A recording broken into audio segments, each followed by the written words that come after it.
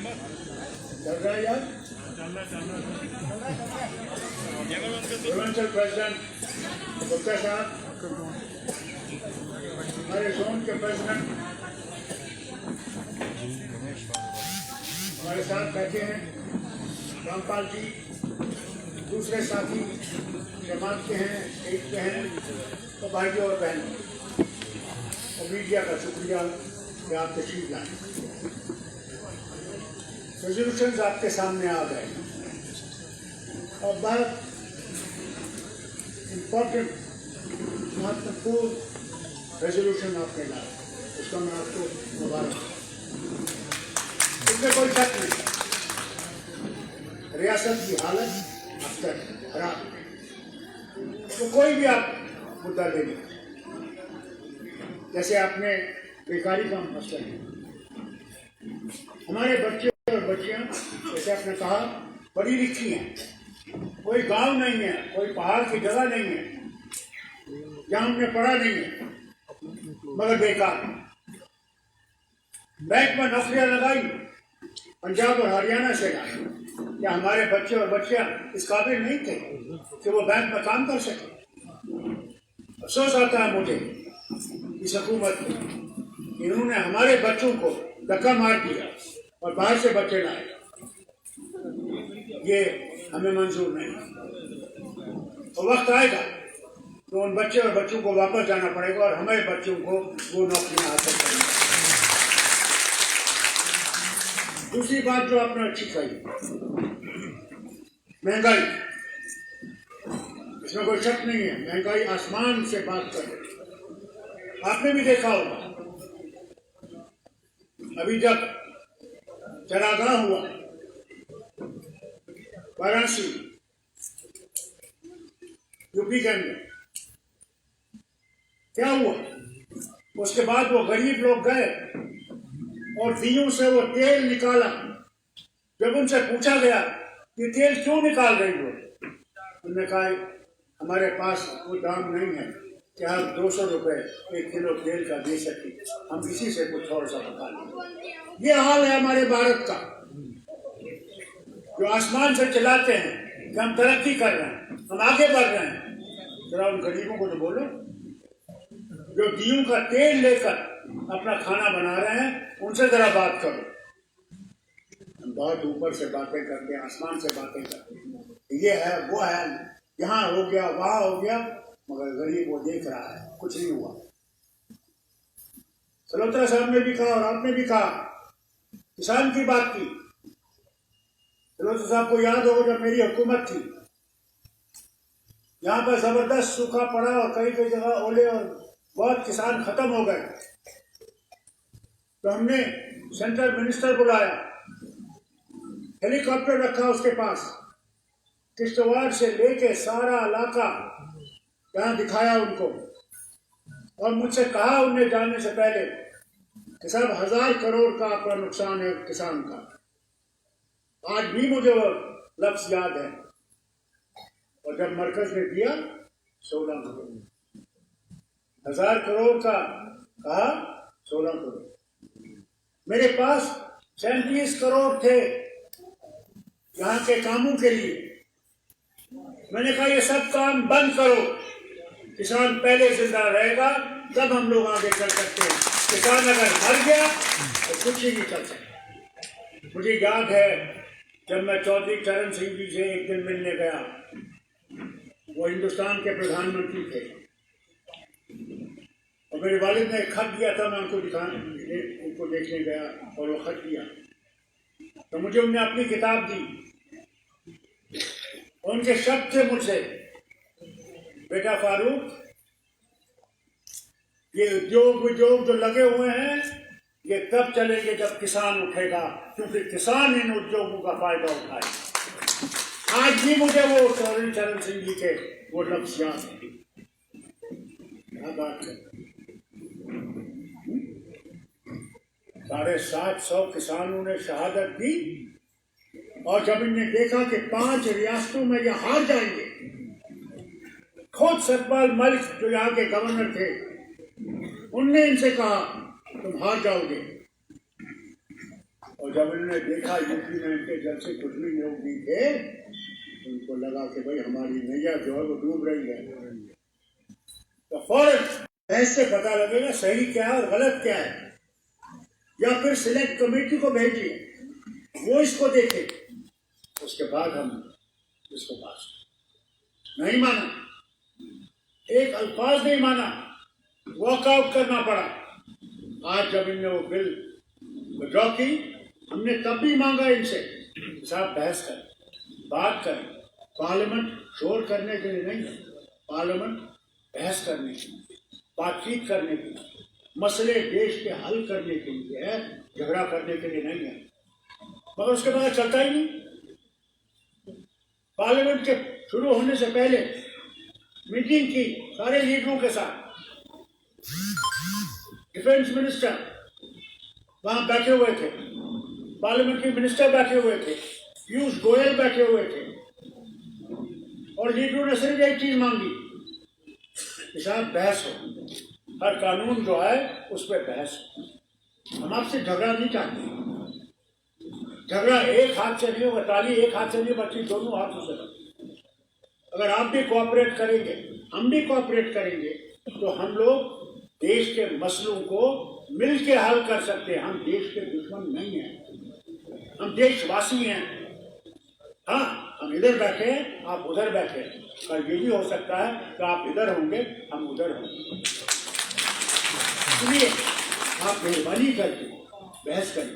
वादा किया कि बहस करेंगे, मगर जब हाउस में पहुंचे, जैसे बिल लाए थे वैसे ही बिल वापस कर लिए, एक भी अल्फाज हमसे बोला नहीं। ये तो हाल है, ये तो हिंदुस्तान की डेमोक्रेसी का हाल है, जहां कोई सुनने वाला नहीं बैठा, जहां वो समझता है कि हमारे पास इतनी बहुमत है, हम कुछ भी कर सकते हैं, पूरा देश को जमीन दोस्त कर दे। नहीं देखते। अभी देखिए पंजाब में 50 किलोमीटर ये सब के हवाले। क्यों? क्या उनकी पुलिस उस काबिल नहीं है कि वो उसको कंट्रोल कर सके? 5 किलोमीटर। अब वहां भी वैसा ही झगड़ा होगा जैसे आपने नागालैंड में देखा, जहां बेगुनाह मारे गए। उसका इंतजार कीजिए, ये भी होने वाला है। समझते नहीं, सोचते नहीं, बिना सोच समझ जो मर्जी है कर लेंगे।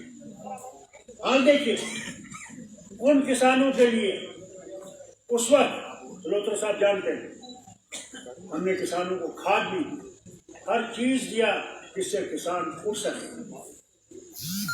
वो किसान उठ गया और हम लोग उनको बचा सके, उनके खानदानों को बचा सके, अपनी रियासत को बचा सके। आज मानते हैं ये कि 100% नुकसान हुआ, सही है, और हाँ, वो भी डिक्लेयर किया। उसके बाद दे रहे हैं 600। क्या उस किसान को और तुम गिरा रहे हो और फिर उनकी जमीनें ले रहे हो? क्या हक है तुम? कहना चाहिए उससे डरो, तो सबका मालिक है। जब उसका कहर आएगा कुछ नहीं बचेगा, उसमें नमाजी भी उठ जाएगा, मंदिर जाने वाला भी उठ जाएगा, अच्छा और बुरा आदमी भी उठ जाएगा, उसके बाद कोई फर्क नहीं है। जब ओले बरसाता है वो नेक आदमी के खेत में भी और बदमाश के घर भी, कोई फर्क नहीं करता। इसलिए उसकी आफत से बचो और किसान की सोचो, इस गरीब बच्चे की सोचो जो बेकार, उसका बाप जिसने अपने पेट पे पत्थर रखा और अपने बेटे और बेटी को पढ़ाया कि कल वो उसके घर को चला सके। आज वो बच्चा अगर आज वो नशे में पड़ा हुआ, क्योंकि वो देख रहा है कि वो अपने बाप और माँ के लिए कुछ नहीं कर सकता, कुछ नहीं कर सकता। उनके आंसू देख रहा है, उनके अरमान देख रहा है टूटते हुए, कि क्या हुआ इसको, कहां जाएगा। इनको होश नहीं आ रहा, वहां घंटियां बज रही, होश कर, मैं कहता हूं होश कर। इसी तरह आनंद बंद, दरबार मुंह बंद। दरबार मुंह कोई जम्मू के लिए मेहरबानी नहीं थी या कश्मीर के लिए मेहरबानी नहीं थी, ये लोगों को इकट्ठे रखने की कोशिश थी महाराजा साहब की कि जम्मू और कश्मीर एक तरफ से डोगरा कल्चर, एक तरफ से कश्मीरी कल्चर, एक तरफ से बुद्धिस्ट कल्चर, इनको जोड़ के रखें। जम्मू कश्मीर का दरवाजा है, कश्मीर लद्दाख का दरवाजा, ये दरवाजे ही तोड़ना चाहते। आज जाइए देखिए इस तरह वो बेचारा गरीब दुकानदार क्यों बैठा हुआ, ये देख रहा कि कब कोई आएगा कि मैं 2 रोटियां इज्जत की खा सकूं।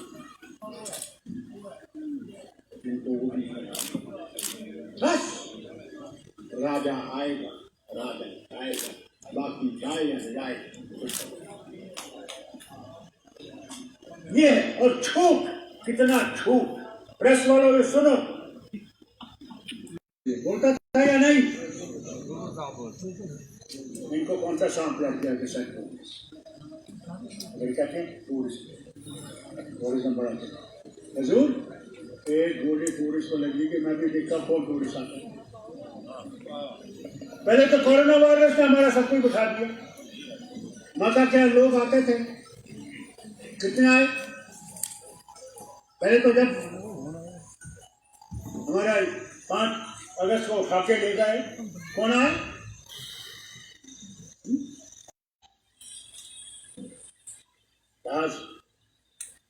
नहीं आए। रोने लगा, मेरे पांव पे गिरा हुआ अरबपति आदमी, उसको याद है, वो कहना डॉक्टर साहब हमें बचाइए। मैंने क्यों, क्या बात है, क्या ये कह रहे हैं, कितने बच्चे वहां पे हिंदुस्तान का नारा मारे गए, पहली गोली हमें मारी तो भारत के साथ रहेंगे और रहेंगे, मरते दम कर रहे हैं। हम बर्दाश्त करेंगे सब, क्योंकि हम जानते हैं तो वो एक दिन आएगा। जिस तरह मूसा आया और फिरौन को डुबो गया, सारी लश्कर डूब गई और बनी इसराइल को बचा के ले गए। इंशाल्लाह वो आएगा और हम लोगों को इस मुसीबत से निकालेंगे। हमने कभी भारत के खिलाफ नारा नहीं मारा, कभी नहीं। मैंने पाकिस्तानी कहा, यहाँ जम्मू में जो भी हमारा कारकुन था, पूछिए इससे, पाकिस्तानी है, शुक्र करो हमें खालिस्तानी नहीं बताया, मुझे वो भी बनाया, यही बिगड़ा वाला से मिला हुआ, ये कर रहा है। अरे मैंने कहा यार खुदा के किस गुरुद्वारे में गोली चली, और फिर घर भी खाकर बातें करते हैं और ये समझते हैं कि हम डर जाएंगे। हमने वो नमक नहीं खाया जिससे हम डर गए, वो लोग नहीं, मुकाबला करेंगे और ईमानदारी से करेंगे। हमने कभी बंदूक नहीं उठाई, कभी ग्रेनेड नहीं उठाया, कभी पत्थर नहीं मारा। हम गांधी के रास्ते में और हम गांधी के हिंदुस्तान को वापस आना, सिर्फ गांधी का हिंदुस्तान। हमने इलाज किया है तो गांधी के हिंदुस्तान से किया है, गौरसे के हिंदुस्तान से इलाज नहीं किया है। हमने कभी फर्क नहीं किया ये हिंदू है, ये मुसलमान है, ये सिख है, उनको पैदा करने वाला वो है। मुझे अगर नेहरू के खानदान में पैदा किया होता मैं आज ब्राह्मण, और अगर इंदिरा गांधी को मेरे बाप के घर में पैदा किया होता वो मुसलमान है। हमारी संतान देने वाला वो है, वो किसको क्या देता है वो उसकी मर्जी। तो फिर यहाँ पे आरोप लगा, मुझे अफसोस आता था। एक दिन इनको होश आई, मगर पानी बहुत बह गया, बहुत बह गया, और इस धारा को वापस करना है बात। और आपसे भी बोलूं, कल अगर खुदा आपको हुकूमत देगा तो आसान नहीं है, मुश्किलें बहुत होंगी, मगर उन मुश्किलों का सामना करके हमने इस रियासत को इन मुश्किलों से निकालना है। कोई चीज आसान नहीं। हम समझे करें भगवान ऊपर से आ जाएंगे, आसानी करनी नहीं, भगवान तब तक नहीं आएगा उसकी कोशिश नहीं करेंगे। हमने करना, हमने उठना, हमने वो रास्ता इस्तेमाल करना है। हम इनसे महल नहीं मांगते, हम इनसे प्राइम मिनिस्टर नहीं मांगते, प्रेसिडेंसी नहीं मांगते हैं, मगर नफरतें बंद करिए। ये तो देश नहीं रहेगा। ये जो नफरतें पैदा कर रहे हो, धर्मों की लड़ाई लड़ रहे हो, धर्मों की लड़ाई छोड़ो और कर्मों की लड़ाई लड़ो। और कर्मों की लड़ाई लड़ोगे तो हम आगे चल सकते हैं, नहीं तो कुछ नहीं होगा। भारत मिट जाएगा। लाइए जहाज लाइए, रूस से जो भी आप ला सकते हैं लाइए, उससे आप देश को नहीं बचा सकते। देश को बचा सकते हैं तो ये लोग बचा सकते हैं जो देशवासी, ये कुर्बानियां दी। इनके बच्चे हैं जो आज बॉर्डर्स पे हैं, लड़ रहे हैं उस सर्दी में जहां 20 माइनस डिग्री है, 30 माइनस डिग्री है। आज एक तरफ से चीन का मुकाबला कर रहे हैं, दूसरी तरफ से पाकिस्तान का मुकाबला। खड़े हिल नहीं रहे। क्या उनके आंसू आपको दिखते हैं? तो देश का क्या हो रहा है, किस तरफ देश जा रहा है? इलेक्शन जीतने के लिए लालच है, ऐसे इलेक्शन जीतने के लिए जहां आप इंसान को इंसान से लड़ाएंगे, ऐसा इलेक्शन होना नहीं चाहिए। इलेक्शन लड़ना है तो अपने कामों पर लड़िए। अपने किया क्या? राम को हमने राम जी का मंदिर बनाया। मैं कल मस्जिद बनाऊंगा, मैं कहूंगा मैं मस्जिद बनाएंगे, मुझे वोट नहीं। वोट चाहिए तो अपने काम पे वोट दीजिए। जो अपने काम किया, लोगों को उनकी भलाई की है, उनकी गरीबी दूर की है, उनकी बीमारी दूर की है। क्या गंगा में वो लाशें बह नहीं रही? उनके पास तो साधन नहीं थे। क्या जम्मू वासी भूल गए? यहां गैस नहीं थी, ऑक्सीजन से कहते हैं। मुझे खबर थी, इन लोगों ने पार्लियामेंट में बैठा था, हर्षवर्धन साहब मिनिस्टर थे हेल्थ के, तो तकरीर कर रहे थे। मैं खड़ा हूं, मैंने स्पीकर साहब मुझे माफ करना, मैं इंटरप्ट कर रहा हूं मिनिस्टर साहब को, मैं मिनिस्टर साहब से माफी मांग। मगर ये देखिए कि जम्मू में लोग ऑक्सीजन के बगैर मर रहे हैं, वेंटिलेटर नहीं है,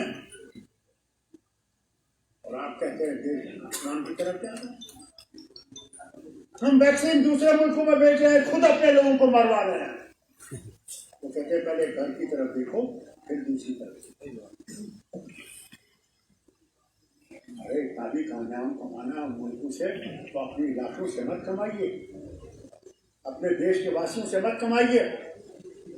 पहले देशवासियों को बचाइए, फिर दूसरी तरफ सोचिए। यह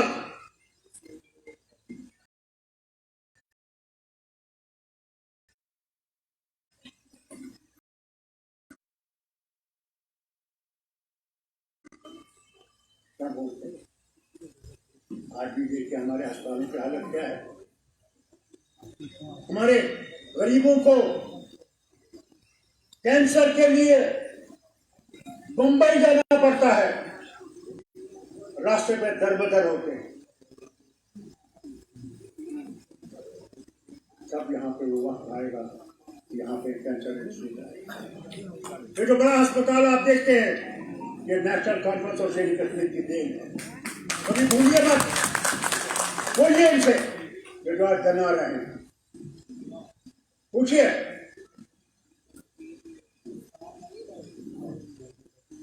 हम क्यों बोलूं? हम देशद्रोही हैं? अरे देशद्रोही तो तुम हो, तो सिर्फ ये रोज चिल्लाते रहते हो हम हुकूमत में आएंगे, हम हुकूमत। आओ ना, कौन रोकता है? आओ, अगर ईमानदारी रखेंगे, मेहनत की मशीनें पहले से बना के लाओ, फिर लोगों के घरों में जाओ और कहो तुम्हारा धर्म खतरे में। अरे इनका धर्म खतरे में नहीं है, तुम्हारी कुर्सी खतरे में है। वो कब तुम समझोगे? हर गांव में इन इंसानों को बिठा रखा है, हमारी माँ बहनों को चक्कर देने के लिए।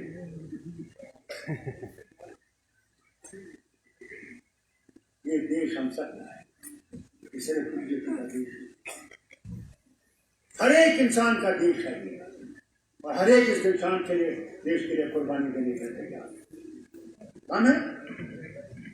मुझे याद आता जब करगिल का वॉर हुआ, मेरे पास पैसे नहीं थे, वाजपेयी जी ने मांगा,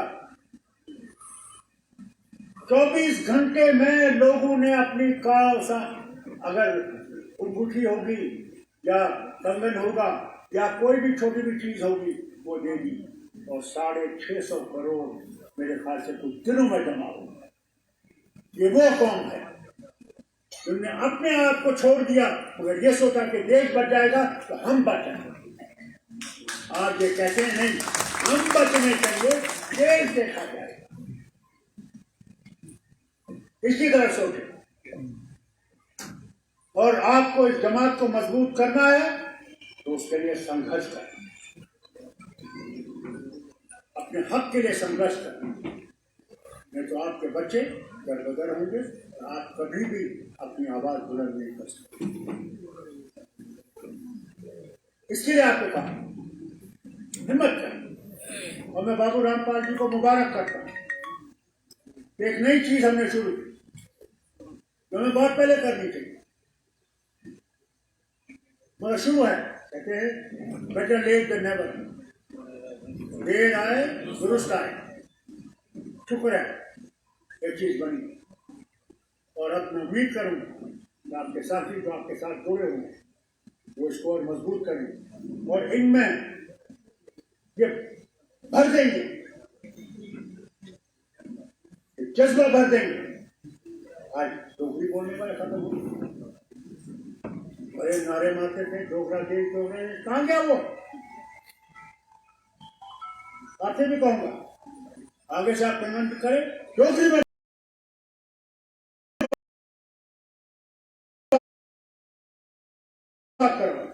डोगरी में रेडियो चलना है,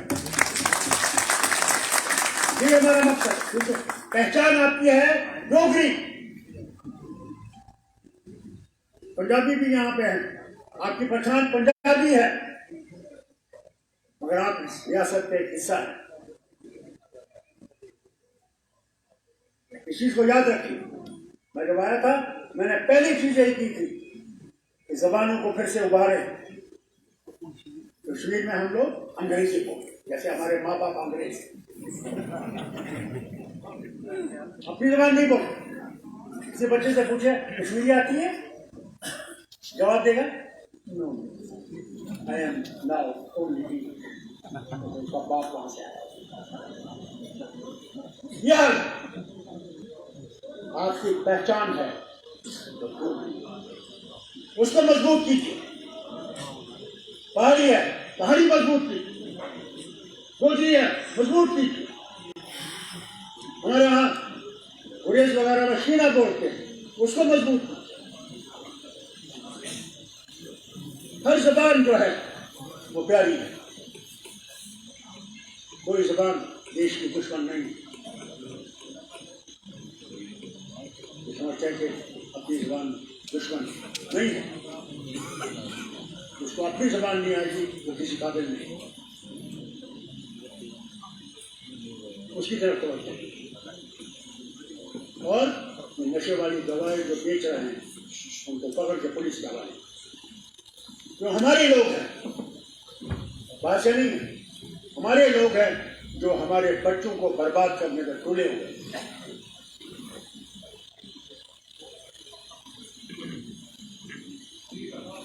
यहाँ पे शराब वालों के ठेके थे, मैं शराब नहीं पीता, वो तो पीते हैं, मैं उनको रोक नहीं सकता।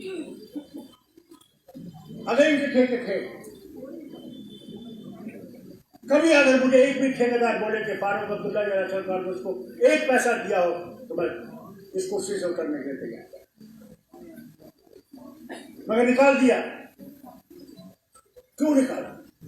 क्योंकि नए लाने थे, उनसे ये लेना। और जो बेचारे बाकी थे वो आज हमारे वो बर्बाद हो गए, उनके घर बने। क्या है लोगों की सोचते हैं। आज तो खुद गोविंदर गुप्ता जी कहते हैं कि यहाँ पे ये जो अफसरशाही है, इस अफसरशाही को खत्म करो, नहीं तो यहाँ के लोग बर्बाद हो गए। खुद मुझे जानता है, मैं भी देखता हूँ गोविंदर जी कितना ये सुनते हैं आप दुनिया के सरकार हर तरफ से तानाशाही, फोन उठाने के लिए अफसर तैयार नहीं। मैं तो 60 साल तक तुम तो आज एमएलए बन जाओगे, 5 साल के बाद आए, इसको बता। लोग मालिक हैं, अफसर मालिक नहीं है। लोग मालिक, ये कभी भूलिएगा नहीं।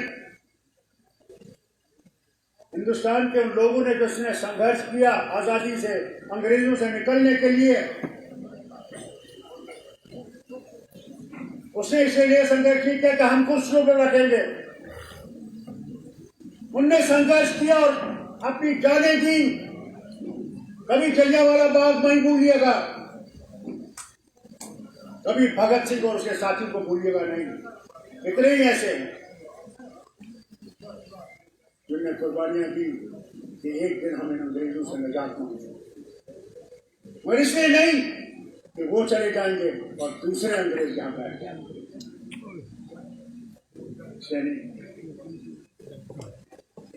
नारा मारते हैं डेमोक्रेसी को मजबूत करेंगे। कौन सी डेमोक्रेसी? कौन सी? 12 मेंबर राज्यसभा के आपने मुअत्तल किए क्योंकि आपने बिल पास करने हैं, वो पास नहीं होंगे क्योंकि आपके कम नंबर हैं, इसलिए उनको पिछली पार्लियामेंट जो सेक्शन में जो आपने किया उसको निकाला। ये डेमोक्रेसी। डेमोक्रेसी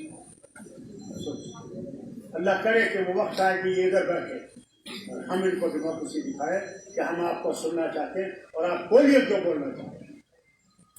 अरे मुझे याद है मेरे वालिद कहते थे, कहते जब जवाहरलाल बैठा रहता था हाउस में, आजकल के वजीर आजम हाउस में नहीं बैठते,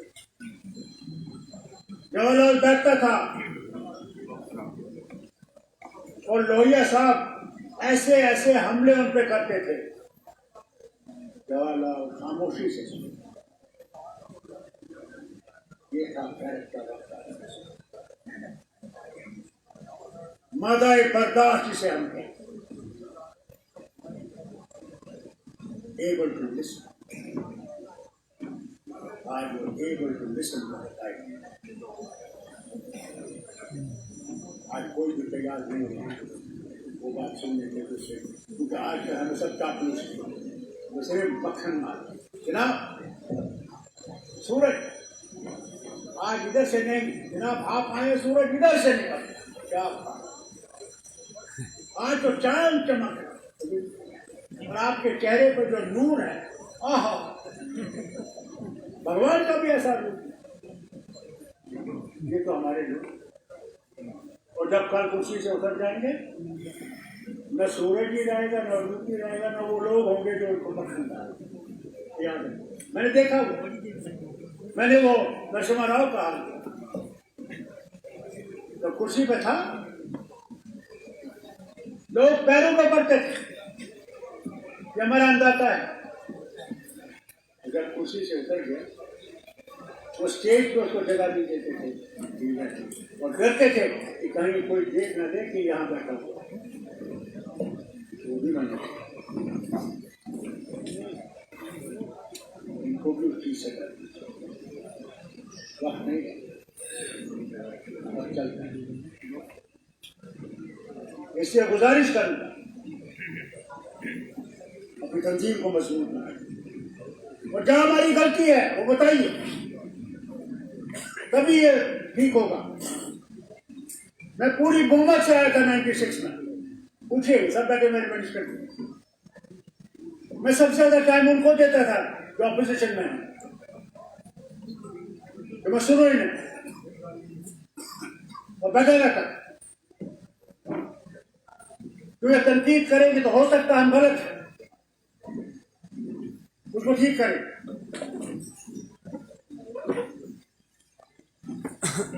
बल्कि 2 मेंबर आए,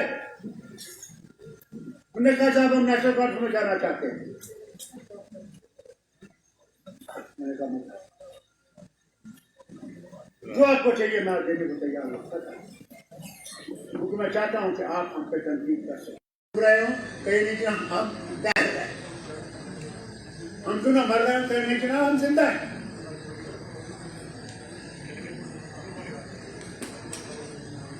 गोल्ड कार्ड आया, ये कहते हैं कि आपको 5 लाख का हम जो है इंश्योरेंस मिल गया।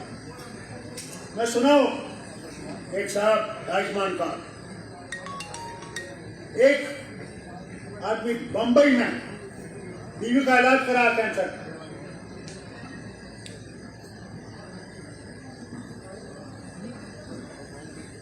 आयुष्मान कार्ड, दिल्ली में अभी यहीं के एक डॉक्टर साहब एक बड़े अस्पताल में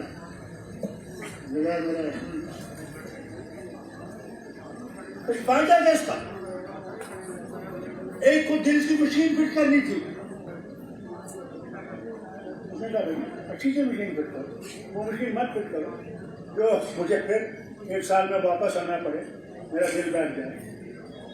क्योंकि 5 लाख का काम है, 2.5 लाख की मशीन है तो मैं चल सकूँ। डॉक्टर कहने लगा देखिए मैंने यही लगा, मैंने फोन किया, मैंने कहा कोई आयुष्मान कार्ड है क्या? अगर इसके लिए आप वो नहीं लगा सकते तो ये तो बेकार की चीज है। ये जो वादे करते हैं प्राइम मिनिस्टर साहब, मैं आपसे गुजारिश करता हूँ इनको देखिए इन पे लोग चलते हैं या नहीं चलते हैं, उनसे एक्शन लीजिए, उन इंस्टीट्यूशन से एक्शन लीजिए, क्या इसकी साथ नहीं की जाए, क्योंकि लोग का दिल टूट जाएगा और किसी का दिल टूट गया तो फिर आप जानते हैं वो करवा क्या, वो बसता है लोगों के दिलों में, अमीर हो या गरीब,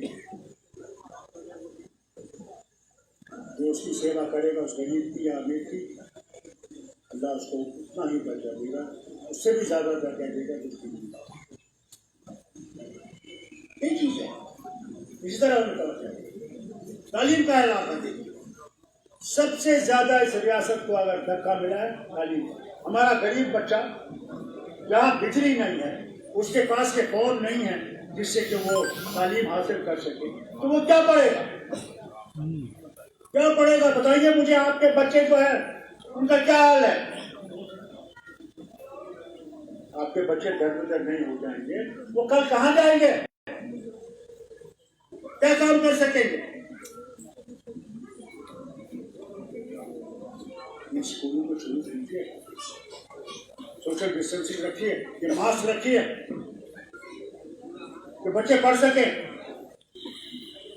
हमारे बच्चे और बच्चियां खराब हो रही हैं। मैं हाथ जोड़ के आपसे मांगता हूं खुदा के वास्ते लेफ्टिनेंट गवर्नर साहब,